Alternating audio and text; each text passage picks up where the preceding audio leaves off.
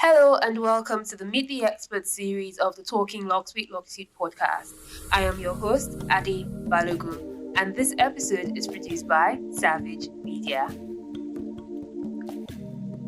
In today's episode, I get to have a conversation with Amanda Iheme, a psychotherapist and architecture photographer, as we make a connection between mental health, human behavior, and hair. Amanda, just like Atilola and Dami from our previous Meet the Experts episodes, is also a lockhead. Without further ado, let's get the conversation started. We have started recording. Hi, Amanda. Welcome to the Meet the Expert series of the Talking Locs with Locitude podcast. I'm really excited that you agreed to do this, and I'm looking forward to the conversation we'll have. And I'm hoping that it would help people think about their hair in a different way if they are uncomfortable with it, and continue to accept their hair if they already do.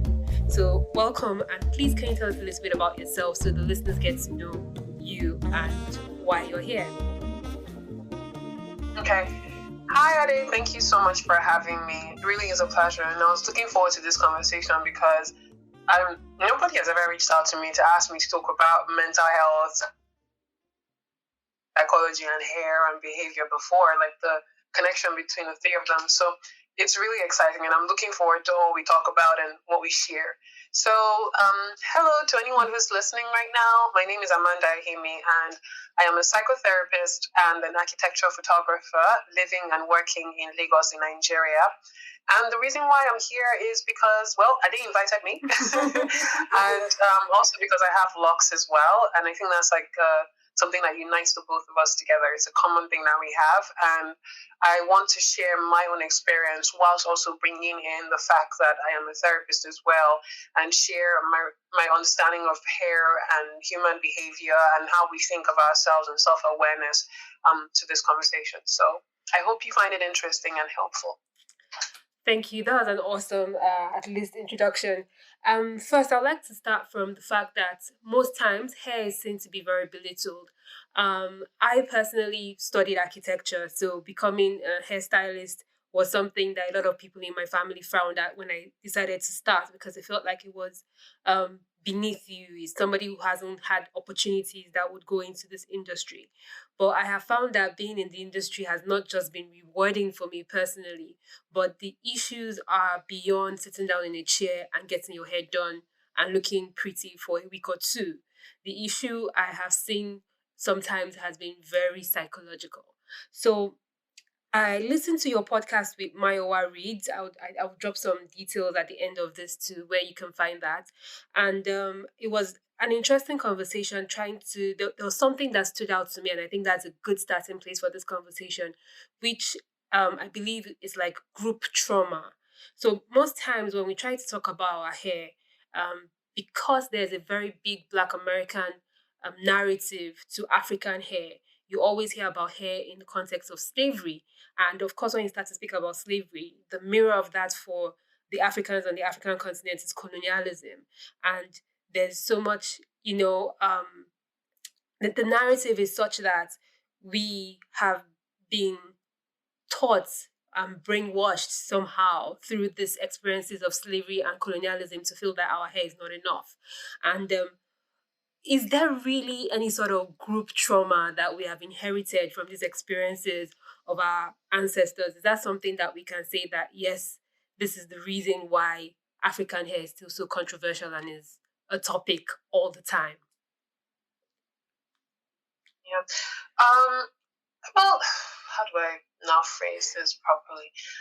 I'll try as much as possible to only speak about the African perspective, especially as an Igbo woman, because I don't really know what the African American perspective is really like, except for what I have seen in the media. And for them, theirs is very much influenced by their relationship with their Caucasian counterparts, even in present time. So, but what I see for us here in Africa, like me as a Nigerian, is that when I look back at my history, there was so much more interesting things that people used to do with their hair and take care of their hair. And when the colonial masters came, trying we held dear. A lot of our own traditions were sort of pushed aside and made to seem irrelevant. And I don't think that it's totally like a thing of, oh, they came in and said, your hair is bad, take it away. There was a bit of admiration on the part of Africans when it came to Europeans and also Eurocentric things, that they were a bit fascinated by it. And there was just like this desire to, they didn't just come here from a ship with nothing. They brought medicine, they brought their faith, they brought awareness, and a lot of things that were sort of holding Igbo people back during that time, ways of thinking, some traditional beliefs and practices.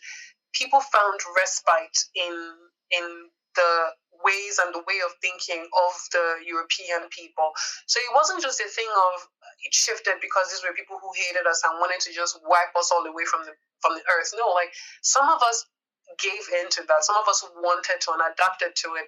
But the problem came in when we then started to see our own things as inferior and less than, and then placing this Eurocentric standards on a pedestal to mean that this was perfection and this was the right thing to do.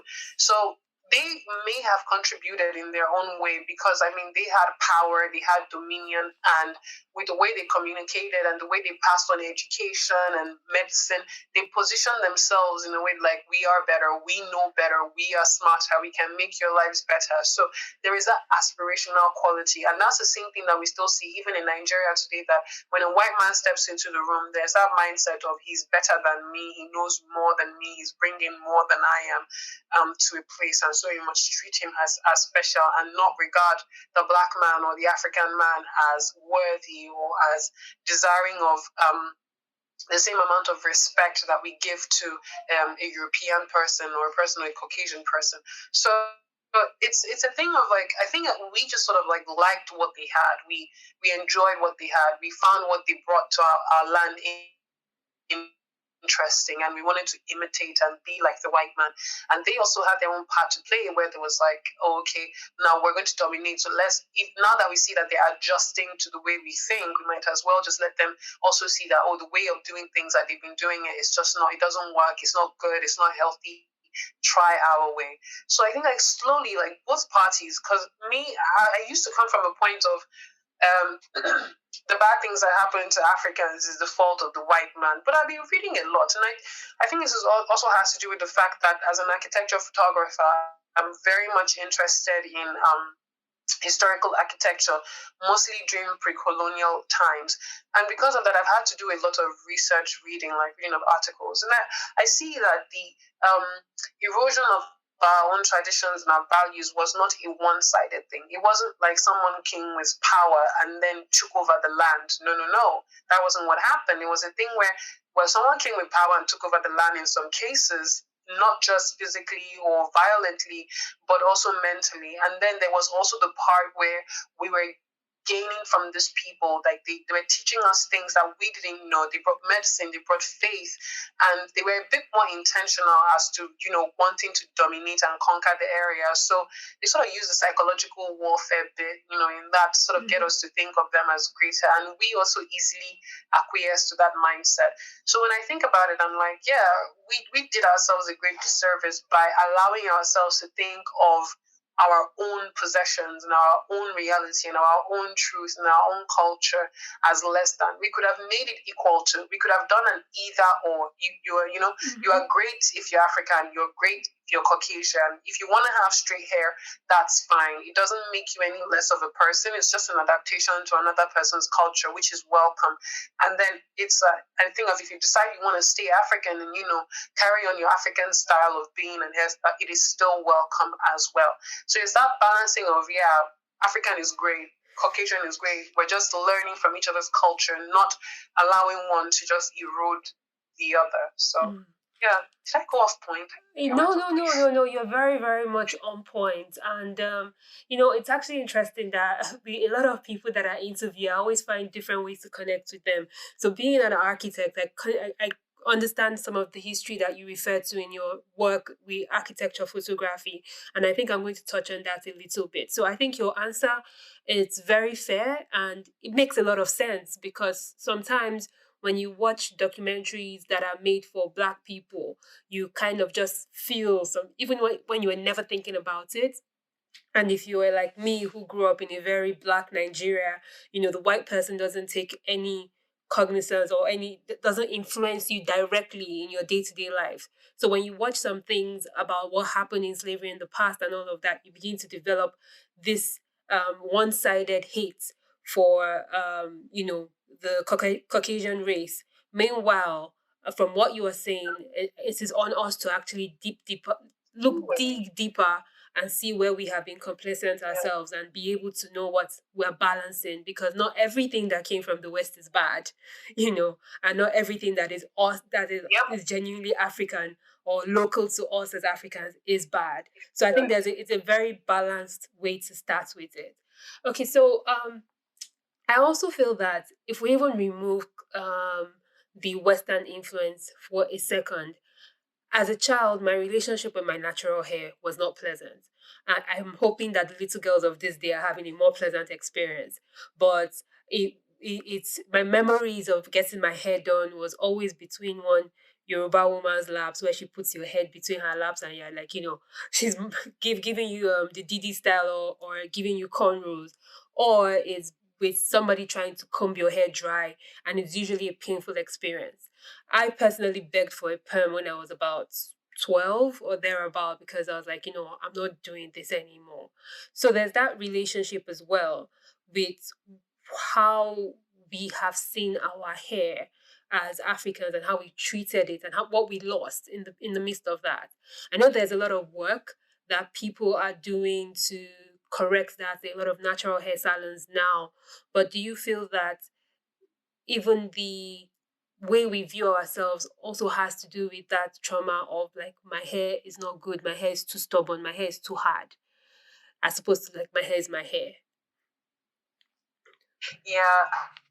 And I think that is also a consequence of us losing ourselves, like losing our own truth and not doing the work to preserve ourselves.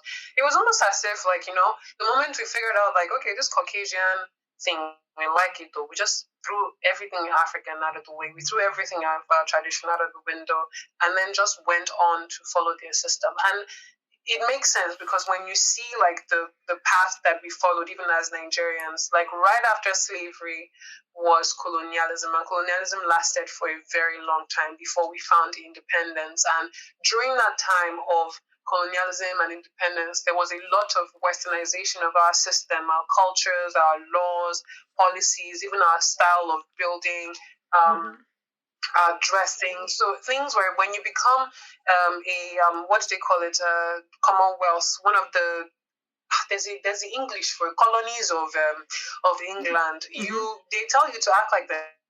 If you go into somebody's house and you say, that I'm now the new madam of this house, or let's, for example, a company, you start working as the head of the company, you're going to want to put your own rules and regulations in that place. You're going to want to tell people how to behave. You're going to want to create a new set of law and policy that you think is the best. So there was, as much as there was that people going towards like the Caucasian way of doing things and the European way of doing things, there was very little space that was left for the preservation, even in art as well. Um, you'd read about conversations of how can we adapt our African way of doing art with the new ways we have learned art from this Western people, and use their language to write. So there was very little work that was done in terms of preservation of our own truths, because in trying to adapt to the way of the new leaders of the land, we pushed our own things aside. We made it seem smaller. We made it seem less. There was this time I was reading about the Afro Brazilians and the Saros. That Saros are like slaves that were Return slaves. sold and yeah, the returned slaves from Sierra Leone, right? So they Mm-hmm. were rescued by British ship people. I can't remember, British soldiers. So they were brought back. So because of that, they had like this very strong, reverence. So like these people saved our lives. So we have this sort of close connection connection with them. That in itself, when they came back, that was all they hailed. The Afro-Brazilians, when they came back from Brazil, what they brought back was not African culture, it was Brazilian culture. And you see it even in the way people build and some of the food that we eat, especially in Lagos Island. So there was that problem of when something new comes, we just throw away everything that we know and just focus on this new, exciting, shiny thing. We still do it till today. So because of that, nobody was really teaching each other or passing down the knowledge of what does it take to take care of African hair? What does it take to take care of the hair that you have on your head? Because it's not as if the hair came today. We've had it for millions of years. Africans have existed on this earth for a very long time. Like, we're old. We're really, really old generation of people. So it's not as if it's just a brand new thing. But that generation of that knowledge that we're supposed to preserve and hold dear to our heart, we tossed it out of the window. And the environment that we lived in at the time, the political and economic climate, supported that idea of tossing it out and just following the white man's way of doing things. So now when we get older, nobody's passing down knowledge about how to take care of your hair from one person to another. We're trying to find easier ways. And with the African hair, because of the texture, we translate, because we don't really know how to manage it well. We then translated it to it's difficult. Once you put the relaxer in it, it smoothens it out and it makes it easier for your hand to run through it, for you to braid it, for you to manipulate it. So we'll go for things that are comfortable. That's a human thing to do. If human beings find something that's easier, they will do it. It's like finding a washing machine and washing your clothes with your hands. If you find out that washing your clothes with the washing machine makes you move quicker, especially in this age of industrial revolution when you need to be quick, that's what you're going to go for. You're going to go for how to, relax your hair and make it easier. So with generations upon generations upon generations, passing down the same knowledge of relax your hair, it makes it easier, you can look better. Even in media, there's all this promotion of hair relaxer and promoting it like it helps to take care of your African hair by smoothing it out, making it seem like the original texture you have is a problem that can be fixed with a relaxer. Nobody was asking any questions. We were just finding an easy way to do something and we just went along with it. So when I was growing up too, people also told me my hair was stubborn. They told me that my hair couldn't grow. I actually thought that I would never ever in my life have long hair. They used to tell me Africans can't have long hair. Our hair is not designed that way. But the truth was that we just didn't understand it. We just went with what a bunch of people had told us and we just floated on with it without really sitting down to do our own critical work and our own research. And I think that's the thing that distinguishes us from people of some other races, which is that even though they're going to take in new knowledge, even though they're going to bring new things to their spaces, they try to do a lot of research into it. They try to understand it. They try to adapt it. They don't try to just take it in and then throw away what they already have. They take it in and they're like, okay, fine, how can we understand this better? They try to understand themselves. There's a lot of self-awareness work that goes into other cultures. But when it comes to the African culture, the African man, an African woman is not looking inward. We're not thinking about who we are as a people. We're just consistently moving forward. And there's a lot of things that have contributed to that because most of us have been raised in years and eras and generations of instability and unrest. And for you to have that space to really think critically, there needs to be peace of mind in a lot of things. You need to have water to drink, food to eat, clothes to wear, house over your head. You need to have constant electricity. You need to have education. You need to have peace of mind. You need a democratic government that allows freedom of speech and the freedom of intelligence, not people suppressing or oppressing each other. So when these very basic factors are taken away, what space and time do you have to be reflecting? It's like going to go and meet a man who is living under the bridge or a woman who lives under the bridge with 3 kids and asking them, have you thought about the purpose of life? When they're busy looking for food to eat. So it's like we just kept going through from one trauma to the other trauma to the other trauma that there was almost no time for us to sit back, reflect, and think about who we are and how the decisions we've been making going forward has affected us.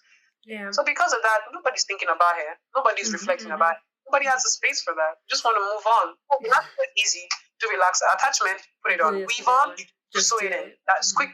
Let's move. Yeah, it's what to do. It's just what you need to do. Just do what you need to do and move on. Like there's no don't think about the pod. And you're so completely right, because I think the first time, and I must have said this in one of the other podcasts that I've recorded speaking to one of my previous guests, but the first time I actually became conscious of what my hair decision was to me was a whole year after I locked my hair, and I did it for just one thing. And it's the same thing why people relax their hair. I locked my hair because I felt it was going to be easier for me to manage. I didn't want to be maintaining it in the relaxed way where you have to do something to it every week or 2 weeks. I didn't want to spend those hours braiding it. And I just felt, if I locked my hair, then it's locked. It's easy.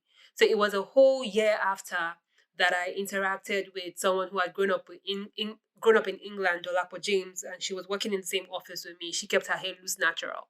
And I just couldn't for the life of me, even though I had natural locked hair, understand why a human being will be combing their own kinky African hair. I'm like, why don't you just relax it? I don't understand it. And so she kind of opened my eyes to the things that were obvious and they were right in front of me, that there's a race perspective, that there's me thinking that that hair is hard to manage, but it's your hair and you can actually manage it. So everything you said, I think it completely lines up. I want to take the conversation now to a perception place, but before I do that, I want to ask why you locked your hair.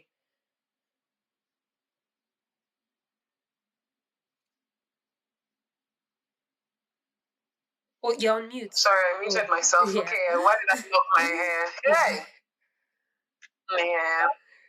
When I was growing up, people told me my hair was stubborn. I had chop hair. The thing about me is that I like messy hair.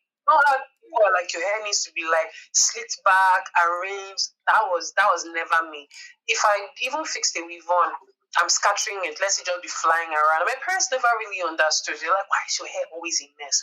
Why is your hair always a mess?" And I'm like, this is the thing I like. I'm not the type of person that you would see me with like a bone straight hair that is slicked down. That would never be me at all. Maybe if you see a picture, it's for photo shoot or somebody probably put a gun to my head and said, Amanda, do it. Or maybe my friends are like, oh, Amanda, we just want to see you try on a new look. But I wouldn't be the person that would spend money and go and buy a weave on for thousands of naira and then sew it into my hair or make a wig out of it. That's not me. I tried the relaxed hair. I cut my hair, went bald, like scraped the whole thing off.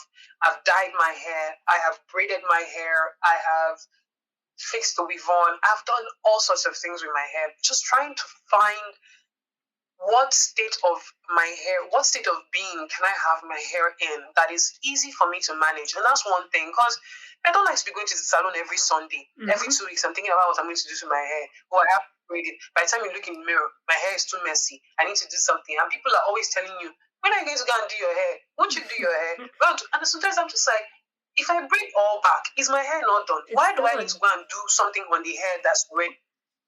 So it was just a lot of stuff that I was thinking about, and I was getting older, so I really just wanted to figure it out. So the first time I ever thought about locking my hair, I presented the idea to some of my friends, and they were like, "Oh my God, no! Don't do it, Amanda! You look ugly. It wouldn't suit you."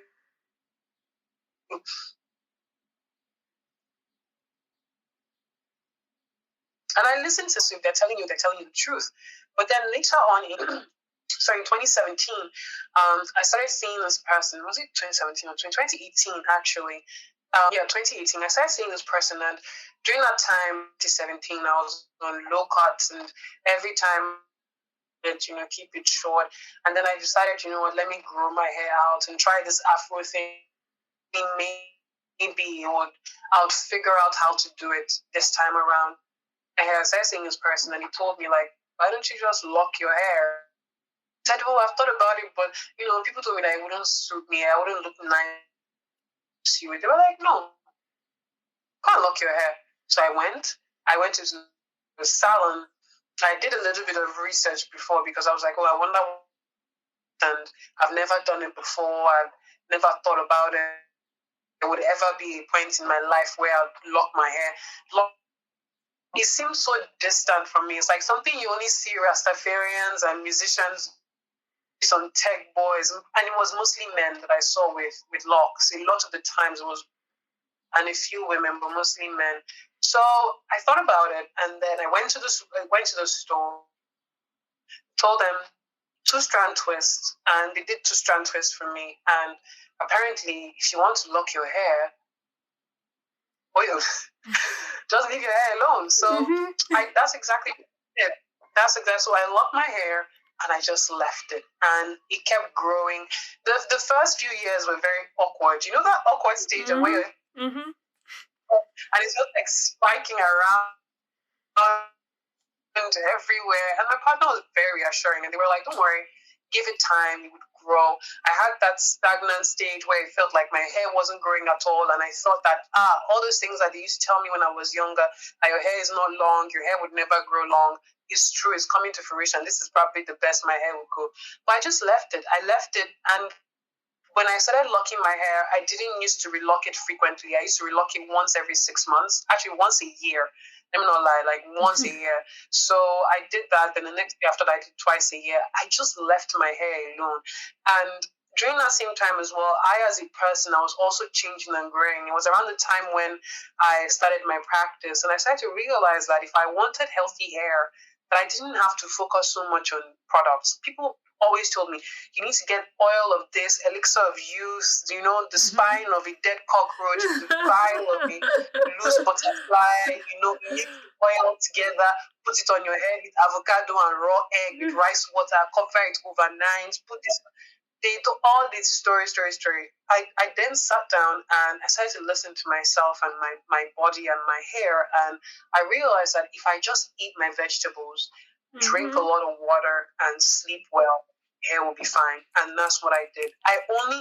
Even as time went on, I realized that conditioning my hair doesn't work for me. If I condition my hair, it starts to itch. When I go to the salon and they relock my hair, my former optician would use this mixture of mint oil, coconut oil, one other oil, another oil, put it on my hair. In 2 days, my hair is itching. I was so stressed out by it because then it meant that if your hair is itching, all the relocking you did is going It's to going to unlock. come. So Yeah. I sat down and started to go through like single oils, and I realized that if I wash my hair 3 times a week, I have an oily scalp. So it means that I generate more residue than normal other people's hair would. I sweat a lot on my scalp. My hair is very thick. Under it is really thick. So I was like, you know what? Maybe I should just try using very light oils. So now I just mix avocado oil, mint oil, put it on my hair once in a while. I don't touch the roots too much, just the body of the hair. Drink my water, wash it 3 times a day. That's all. People will see me outside. Oh my god, your hair is so nice. What is your routine? I have none. Just one oil, I swear. And I Yeah. tell them that good hair, sleep well, eat well, have good mental health, and eat your vegetables. Take your broccoli, eat ugu, take your fruits. If you do that, you will have wonderful hair because it's growing from the inside. It's not from the outside. So I don't have products. I only just have oils and water. And that's it. That's Yeah. all I do for my hair. Yeah, Isha, like you're preaching, and usually always very excited about this podcast because the previous season was basically on everyday people with locks, people just sharing their personal stories, and we had people from all walks of life.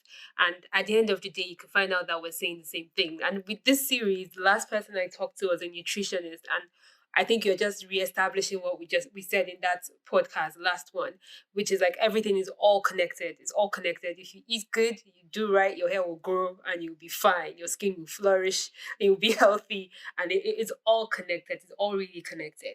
Okay, so and I want to speak to some because I said I wanted to speak to the identity and psychological part in it. So I am in the business of hair and I meet different people almost on a daily basis who are choosing to lock their hair for several reasons. And for people who are about to start, you've already mirrored some of the sentiments. They feel like they're going to be ugly, your hair is not going to fit you. And I usually say, like, you know what? If you're ugly, you're ugly. It's not the hair. You know what I mean? It's not the hair. And if there's anything that's going to suit you, it is actually your own hair, how you were created. But there are people who struggle with these stereotypes and and I get that a lot. I see myself as somebody who is um unconflicted in terms of I do not like conflict. I think I am a little bit quiet. I'm very expressive, but I feel like I tend to keep to myself a little bit more. But when people see me in my hair, they expect that you are wild, you are crazy, you're radical because of the things that people before us who have chosen to wear their hair natural have represented here and there. So you have people battling with they are here for their corporate life. They are here in terms of relationships and marriage. For instance, both for man and woman, the psychology of that, like, are their parents or is the family of your spouse going to accept you because of how you've chosen to wear your hair? And would I be missing out on something if I went for a job interview? This is mostly for guys, and I had locked hair. Would I be seen as unserious? And these are real facts that exist. And we have spoken a lot about how we've gotten to this point and how both Africans and the Caucasians are complicit through colonialism and slavery in where we've seen ourselves. But what's the way forward? How do we start to change that narrative, even not just as individuals like you and I who have embraced ourselves, but as a society? In your practice, have you ever experienced somebody feel like you're unserious because you have locked hair? Or like, I don't know if you get my question. How do we start to change our mindset and work with what we have, accept that our beings are okay? Yeah.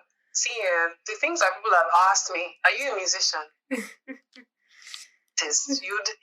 People just tech bro. Yeah, digital UX Andela boys and girls that have on their hair. So and then I'm like, no. They're like, what do you do? I'm like, I'm a therapist. And then all of a sudden, that one just changes everything. So people just run away because they think I can read their mind. Very sad. Like, I've got so people have that. That's hilarious. Ideas just projected onto project all kinds of things, and I'm like, no. And for me, I think that me being don't even just have locks. I also have tattoos, and my tattoos are visible. It's not like I'm as in my tattoos. The way I feel about them is like if you bought a brand new pair of shoes, how you feel when you wear them out. That's how I feel about my tattoos. If you and you just want to show it off, that's how dear my tattoos are to me. They're like a part of me that I'm always excited to show off. So I don't mind.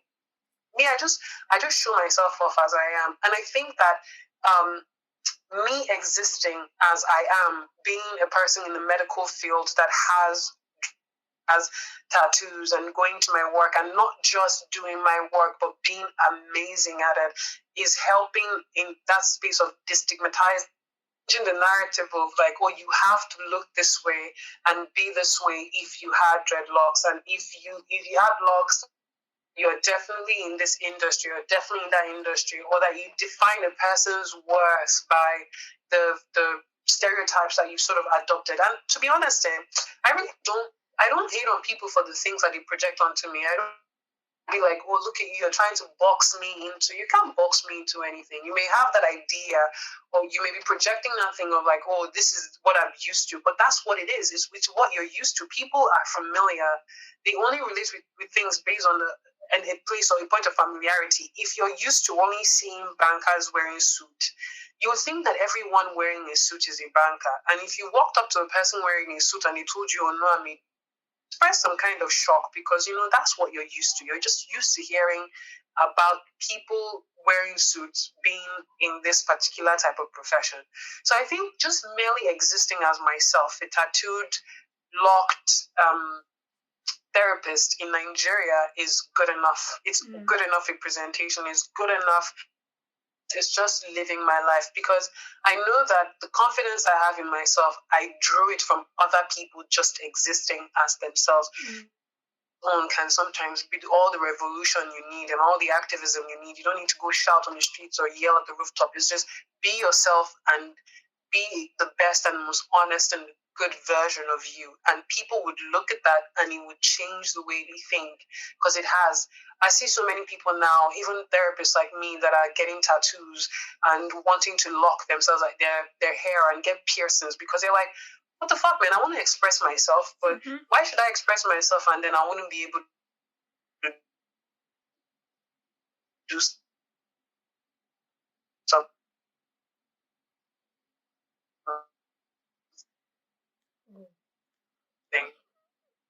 Why would why should I express myself? It's not fair. So I egg my friends. I'm like, you know what? You want to get a tattoo? Go do it. You gain the respect, not just because of what you have on your hair or on your body, but because you're good at your job. And that in itself already changes the mind that people have, the stereotypes that they hold on to so tightly to help them make sense of the world. So I think like from that in itself, just encouraging people to be themselves is a good step towards changing the mindset. Number two is media. The things that when I turn Nigerian film on now and they want to show someone who's like a bad guy, first thing, locks, piercing, that, and I'm like, so if you see me now walking down the street now, me, I have locks, I have tattoo, I have piercing, and I have cigarette because I smoke. So automatically, I'm already a rebel. And he's like, no, I'm a doctor. Like if you come to meet me, I see women look at me with so much judging eyes, like look at this one, look at this one. I'm just like, man, the problem you're having in your life, if you come and sit down and talk to me, I will help you. But you're holding yourself back from care because you are looking at me based on your stereotype and not wanting to, go beyond that. And that's not even my problem. I want to live my life. So the media representation of people who have locks is a problem. So that needs to change. Then a re-education of Nigerians and Africans about our history. I would not deny that the Western education and the colonialism did not have its benefits. In some ways, it was able to offset some of the downsides of being African, like recording data, having a written language, passing down information. They give us a lot, measuring tools for architecture, building stuff. So there were things that the Western culture gave us, and I would not take it away from them. Nothing comes all bad and all good. Some good things have negative consequences when you look at the ripple effect, and some bad things have good consequences when you look at the ripple effect. So in my head, I'm like, okay, fine. They did have some benefits, but then the problem is that things are just out of balance. We just know a lot more about Western people than we do ourselves as Africans. And the problem now is that we draw a lot of our own pride from our association with Westerners. It's almost like we cannot feel a sense of pride in who we are. Like it's not something to be proud of. So people are not proud of being Nigerian. Fair enough. It's not like our government has given us much to look for. And if we even draw any pride from being Nigerian, it's usually when you are, number one, abroad and listening to Nigerian music. And when Nigerians abroad are succeeding and doing really great things. So you're like, oh, yes, I'm Nigerian. So for me, my own journey back, and that's the only place that I know and I've been able to help people from, my own journey back to myself has been coming from a place of, I respect who I am as an Igbo woman. I respect my culture. I respect everything that it stands for. Yeah. So yes, I was like, for me, the first place I went to was asking myself, like, what does it even mean to be an Igbo woman? What does it mean to even be Igbo in the first place? And looking at my culture, looking at my tradition, looking at our religious beliefs and our spiritual beliefs, and I found that it was so beautiful, and it wasn't any different from what existed anywhere else in the world. It was just a different way of doing the same thing. And looking at what my people have been able to achieve, the ways they've been able to grow, not even just the Civil War of Biafra, long before that, looking at the way they build, looking at the way they related with the earth, I drew a sense of pride from them because I'm like, I love this. And I feel honored to have been born in a lineage of people with such wealth of wisdom and knowledge of the world, and even how they pass down knowledge from one generation to the other, the way they design their clothes, and how much thought good went into just existing. I realized, like, wait, we're not just a bunch of people just walking around naked in the bush, not knowing what the fuck we were doing. No. We're very knowledgeable, intelligent people with skill, with a good sense of leadership, that respected not just men but also women as well. Allow that space for entrepreneurship and nomad behavior. Like, I looked at my origin, where I come from, where my roots are, and in that I found myself and I found pride. So if anyone asks me, like, if you check my bios now, I don't just refer to myself as a Nigerian, I refer to myself as an Igbo Nigerian, which is why I also don't call myself a black woman, because I'm not black. I don't have that history. I don't have that story. I don't know what it means to be black. My people have never been defined by the color of their skin. It was a thing that the West brought here, and I choose not to associate with that. I'm an Igbo woman. So when I went back to that, I drew a sense of pride from being Igbo, from my tribe, and I embrace it fully. I don't feel any shame attached to it. Now, even when I hear people speaking with Igbo accent, I encourage them. I remember a time when I was having a conversation with some other Igbo people, and they were talking about how whenever they try to speak Igbo, it's broken. They don't know how to speak it, and then others that were Igbo people that were raised in the East will laugh at them and tell them they don't belong. I was like, shame on to those Igbo people, because you cannot ostracize your own people. But if you don't know how to speak Igbo, come and speak with me. Speak our broken Igbo together, as long as we understand each other, but be proud of who you are. So I think that a lot of Nigerians need to be taken back to the root of their people, because that is where they will find pride in who they are. And the moment I found that sense of pride, I was just like, wow, so this is what all these American people are always shouting up and down. American pride, American pride. I'm proud to be an American. Like, I'm proud to be an Igbo woman. I'm proud. So whatever it is, even my tattoos, I have my names in Igbo CBD written on my, but Southern Eastern writing on my skin, because I'm like, this is my heritage. This is where I find meaning from. This is where my roots are. This is who I am. It's a significant part. I'm not white. I'm not Western. While your culture may have influenced how I see the world navigated, it doesn't define me. And that's something that I think a lot of Nigerians need to learn. A lot of Africans. It's that association, not sense of pride in who they are. So I wouldn't appreciate anyone talking down about Igbo people, especially when you say ignorance should be tolerated to a certain extent, because human beings can't know everything. And I put myself in that position. If you don't know something, I'll teach you, I'll educate you, or I'll go and learn and share it with you. So I speak with pride. So everything that has to do with me, even my hair as an Igbo woman, I love it. I look at it when I see pictures of Igbo women from pre-colonial times and how they wore their hair. I'm like, oh, you really knew what you were doing, or you really knew, because you were like, okay, we don't want to manipulate this hair too much all the time. So what we're going to do is we're just going to use, twines and all these things we can get from the earth, and style it in a way that it stays so beautifully, permanently for a long period of time. And if we have to do something else, we just shave it all off and start all over again. So the relationship that Igbo people had with their hair during pre-colonial times is very beautiful. And because of that, when I started to see pride in my culture and my heritage and my roots, I started to see pride in everything that had to do with me. So I don't joke with myself as a Nigerian. I don't joke with myself as an Igbo woman. I don't let people ride over me and talk about it anyhow just because, Nigeria has all these negative stories. No, not at all.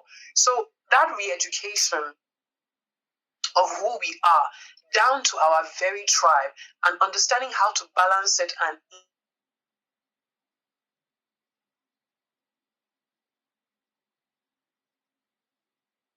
from namely how we can allow the West to influence the way we see the world. I want.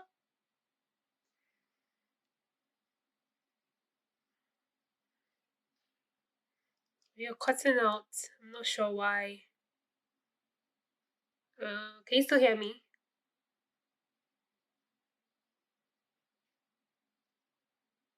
In terms of Fulani culture, how Nigerians need to do. You cut out The for a people minute. about their heritage. Sorry to cut you short, Amanda, but you really cut Oh, off. okay. What was the last? You were talking about us having our sense of pride as Nigerians, and every Nigerian has to understand that and re-educate themselves in understanding who we are. Pride. Oh, I'm so sorry.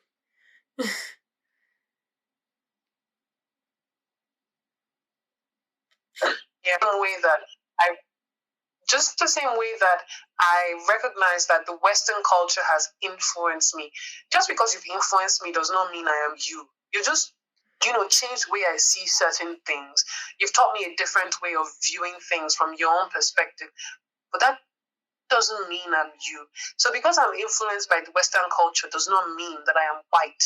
So I am still an Igbo woman. And I think that that re-education of Nigerians about our heritage and our roots and drawing a sense of pride from that, and also the willingness to allow ourselves to be influenced by the different cultures that exist within Nigeria is the way to go. That would promote a sense of unity. I want to live around Yoruba people and not be told that these Igbo people like money too much. I want people to respect me for my entrepreneurial spirit because that's part of the culture of Igbo people. We celebrate people who go off and find things for themselves rather than looking at people who things are handed to. So if there is somebody in Efik land that resonates with that aspect of Igbo culture, Mwabiano now, come, let us educate you and you can become a part of us. Same way that we look at Black culture and we're like, okay, Black Americans, and we're like, okay, we like the way they dress, we like the way they talk. It doesn't make us Black Americans, but we adopt some of these things to help us express ourselves. So that's what I want. So that's why I think if we re-educate the people, if we change the media representation, and if we as individuals allow ourselves and give ourselves permission to live in our truth and do the same for other people, things will change. They've changed before. We did it with hair. Now, with Afro hair, that was what we did. That was what 10 years ago, people were not wearing Afro. People were not braiding their natural hair. When I was in school, it was just like 2-3 people that had natural hair braided. Now, it's not too hard. You can even find a whole salon dedicated pages, hair care products dedicated to it. So it can happen. I think for me, everything you said is I really have a very deep sense of connection to it. And I think identity is something that we often all struggle with at some point in our lives. And speaking from a personal point of view, my dad was Yoruba and my mom is from the Delta, which her tribe is oftentimes mistaken as Igbo, and a Delta person will always fight with you and say, no, I'm not Igbo because she's actually Jaw Delta. So there's all this there's been a mix of all these things that I am and that I feel like I have a more acceptance and pride of myself because I have chosen to understand and accept who I am. That way, I love Lagos. I love where I'm from. I love how Lagos Island is because that is my roots. That's where my forefathers were. That's where it started. That's where do you understand? You feel connected to all of those things and it gives you that sense of pride. And I really accept that we need to accept each other. We need to re-educate ourselves.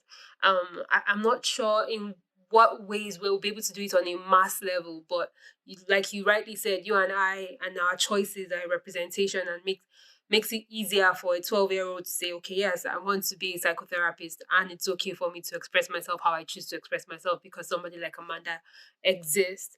So I think this conversation is truly you can see that we've taken it from one angle, but it affects almost every part of our lives. There's the architecture bit, and I was fortunate to be called to do a TEDx talk a few years ago about hair, but I did mention architecture because I was like, I have no idea why we build in concrete in Africa. It doesn't make sense to me. If you understand that material, you kind of realize that there's no reason with the temperatures that we get in Africa that we're building in this material. But nobody has thought to advance our local materials to a point where they're commercially of commercial quantity. So I guess I was just talking about the commercialization. That if we're able to commercialize our local materials, we'll be better off. We would gain things in terms of energy that we consume just by the way we build, even in terms of style and all of these things. But we have just really abandoned where we used to be. We refuse to build on what we had. Yes. And I don't think it's too late to go back because the more you understand, the more you draw a sense from it. And it's such a full culture and full not just even a culture because there's 250 different of these ethnicities in Nigeria. So there's so much that we can learn from each other and there's so much to build off on. And I'm just going to use this opportunity to mention a personal experience. So my dad passed away in 2019 and years before his passing, he had turned to Ogun worship, which the average Nigerian will frown at to say, that you're worshipping lesser gods and all of that. So And at his funeral, he had specifically requested that he wanted an Ogun funeral.